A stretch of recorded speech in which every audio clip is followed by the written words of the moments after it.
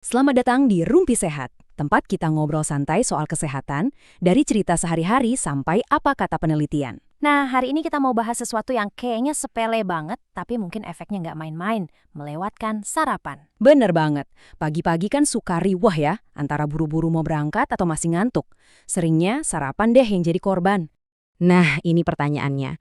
Jujur deh, kamu tim sarapan atau tim kopi aja?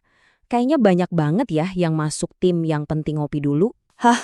Iya, aku kenal banyak banget yang begitu. Alasannya klasik, nggak sempat. Sarapan itu rasanya udah kayak suatu kemewahan di pagi hari.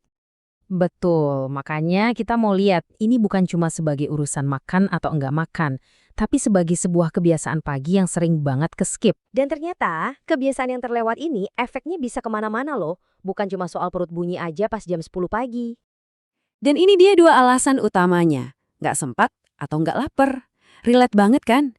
Aku juga kadang pagi-pagi gitu malah ngerasa enek kalau harus makan. Wajar banget kok, itu respons yang umum karena memang ritme hidup kita sekarang kan serba cepat.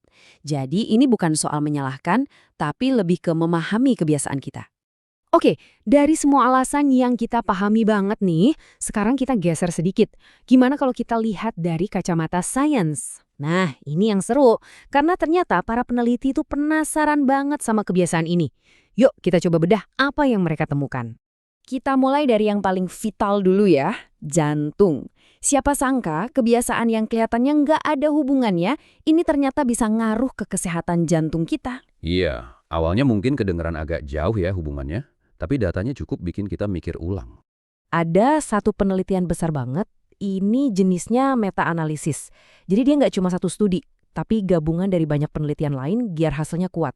Judulnya itu The Association Between Skipping Breakfast and Cardiovascular Disease. Oh, jadi datanya nggak dari satu sumber aja ya, tapi rangkuman dari banyak penelitian. Keren-keren. Betul, dan yang bikin kaget itu jumlah pesertanya. Coba tebak berapa? Penelitian ini menganalisis data dari lebih dari 2,3 juta orang. Hah? Serius? 2 juta orang lebih? Wah, itu sampelnya gede banget. Kalau pesertanya sebanyak itu, hasilnya jadi jauh lebih bisa dipercaya ya? Tepat sekali. Nah, ini temuan pertamanya. Ternyata, orang yang rutin melewatkan sarapan punya risiko 17% lebih tinggi untuk terkena penyakit kardiovaskuler secara umum. 17%. Itu bukan angka yang kecil loh untuk sebuah risiko penyakit serius. Nggak berhenti di situ. Khusus untuk stroke, risikonya juga naik sekitar 15% pada kelompok yang nggak sarapan. Wow, jadi dampaknya itu spesifik ya ke berbagai jenis masalah jantung dan pembuluh darah. Nah, ini data yang paling bikin aku pribadi kaget banget. Resiko kematian akibat penyakit kardiovaskuler itu melonjak sampai 49% buat mereka yang sering skip sarapan. Astaga, 49%? Itu hampir setengahnya loh. Gila sih, angka ini benar-benar bikin kita harus berhenti sejenak dan mikir ulang soal kebiasaan pagi kita ya.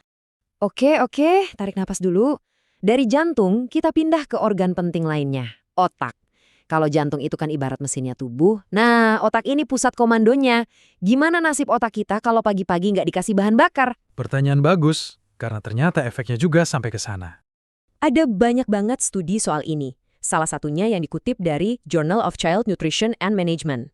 Di situ dibilang kalau melewatkan sarapan, terutama pada anak muda, itu sangat berhubungan dengan menurunnya performa kognitif. Performa kognitif itu maksudnya kemampuan buat mikir gitu ya? Kayak fokus atau gampang lupa gitu? Tepat, jadi lebih susah konsentrasi, daya ingat menurun, sampai kemampuan buat mecahin masalah juga bisa keganggu. Dan ini nggak cuma buat anak sekolah, tapi kita yang kerja juga bisa ngerasain. Nah, ini pertanyaan paling pentingnya. Kenapa bisa begitu? Kok bisa cuma gara-gara nggak makan pagi, efeknya bisa sampai ke jantung dan otak? Apa sih yang sebenarnya terjadi di dalam tubuh kita? Oke, jadi ini kayak ada efek domino di dalam tubuh kita. Ada beberapa mekanisme utama yang jadi penjelasannya. Secara garis besar, ada 3 biang keladinya. Pertama, kadar gula darah kita jadi nggak stabil. Kedua, bisa memicu peradangan atau inflamasi di dalam tubuh. Dan ketiga, jam biologis tubuh kita jadi bingung. Wah, tiga-tiganya kedengaran serius ya. Kita bahas inflamasi dulu ya. Inflamasi kronis itu bisa diibaratkan kayak ada api kecil yang nyala terus di dalam tubuh kita. Nah, melewatkan sarapan ternyata bisa bikin api ini jadi lebih besar. Peradangan inilah yang jadi akar dari banyak penyakit, termasuk tekanan darah tinggi dan masalah jantung. Oh, jadi tubuhnya kayak dalam kondisi waspada terus-menerus gitu ya? Betul. Terus yang terakhir soal ritme sirkadian. Anggap aja tubuh kita punya jadwal internal 24 jam. Jam ini ngatur kapan kita harus tidur, kapan bangun, dan kapan metabolisme harus aktif. Oh, jam biologis itu ya? Iya. Nah, pola makan yang gak teratur, terutama skip sarapan, itu kayak meriset paksa jam ini. Akibatnya sistem yang ngatur lemak dan kolesterol jadi ikut berantakan. Oke, setelah dengar semua penjelasan dan data yang lumayan bikin merinding tadi, kira-kira apa nih kesimpulan yang bisa kita bawa pulang? Ini bukan buat nakut-nakutin ya, tapi lebih sebagai bahan renungan kita bersama soal kebiasaan pagi hari. Mungkin yang perlu kita ubah adalah cara pandang kita. Sarapan itu bukan lagi sekedar urusan sempat atau enggak. Tapi lebih kayak investasi ya. Investasi kecil setiap pagi buat kesehatan kita di masa depan. Aku suka banget cara melihatnya seperti itu. Jadi, buat menutup obrolan kita, coba deh kita sama-sama pikirin. Nggak usah yang muluk-muluk. Coba deh, satu perubahan kecil apa yang bisa kamu lakukan untuk sarapan besok? Benar banget.